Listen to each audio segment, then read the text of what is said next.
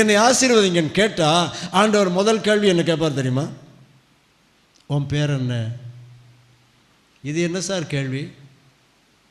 உன் பெயர் என்ன? யாக்கோபின் பெயர் ஆண்டவருக்கு தெரியுமா தெரியாதா? நல்லாவே தெரியும். பின்ன ஏன் இந்த கேள்வி? ஏன் இந்த கேள்வி என்றால், யாக்கோபின் பெயர் ஆண்டவருக்கு தெரியும், ஆனால் யாக்கோபுக்கு தெரியாது. யாக்கோபு என்ற பெயருக்கு என்ன அர்த்தம்? பற்றி பிடிப்பவன், கிராபர். பற்றி பிடிப்பவன், எத்தாவது கண்டானா விடமாட்டான். யாரை ஏமாத்தலாம் ஏமாத்துவான், என்ன வேணாலும் செய்வான்.